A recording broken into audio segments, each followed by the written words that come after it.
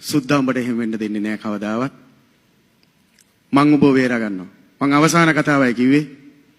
මචං මට මොන හරි දෙයක් වුණොත් මගේ කෑල්ලක්වත් කොටි ත්‍ස්තවාදියාට දෙන්න එපා.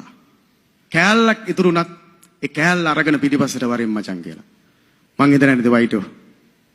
ඔයා ඒක ඉෂ්ට කරා.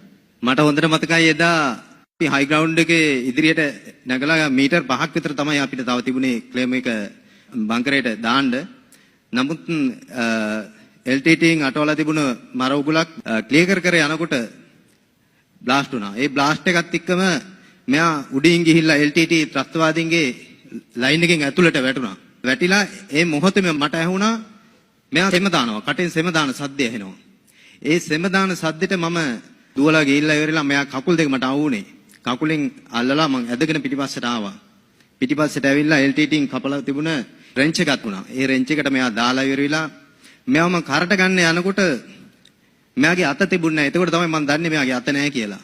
මෙයායි මමයි දෙන්නම වැටුණා. මට අල්ලන්න අතක් නැති නිසා. දෙවෙනි පාර මං ගන්න බලනකොට මෙයාගේ මූණේ තිබුණා මෙන්න මේ හරිය මේ වතුර බෝලේ වගේ මේ වගේ ඇහැ තිබුණා එල්ලිලා. ඊට පස්සේ මම මෙයාව කර තියාගෙන මං ආවා. ඇවිල්ලා මම පිටිපස්සට දුන්නා. ඒ වෙනකොටත් චරිත් ඉවරයි කියන කතාව තමයි ඒ වෙලාවේ මේ කියන්නේ ඒ තරම්ම මෙයා දරුණුවටම ගැසුල්ට වෙලා තිබුණේ. ඉතින් මං අද ගොඩක් සතුටු වෙනවා චරිත් මේ වගේ මානික වූ චරිතයක් දිනෙන් දින දිනනවා දකින්නකොට මම ගොඩක් සතුටු වෙනවා. චරිත දීර්ඝායුෂ පතනවා. මම ඇත්තටම ගොඩක් සතුටුයි.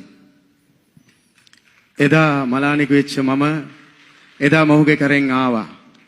අදත් මට අප උපස්ථාන කරන්නට මගේ පස්සන විජයබාව පාබ රෙජිමේන්තුව ඊටමත් උතුම් රෙජිමේන්තුවක් ශ්‍රේෂ්ඨ එඩිතර ගෞරවාන්විත රෙජිමේන්තුවක්. මට ඒ තුලින් අද උපස්ථායක සෙනියෙක් මගේ ජීවිතය අද එදා කරෙන් අරන් ආවට අද කකුල් දෙකෙන් මාව එක් කරගෙන යන්න දීලා තියෙනවා. ස්තුතියි රාජ්‍යනායක ඔබට නායක ඇති මම.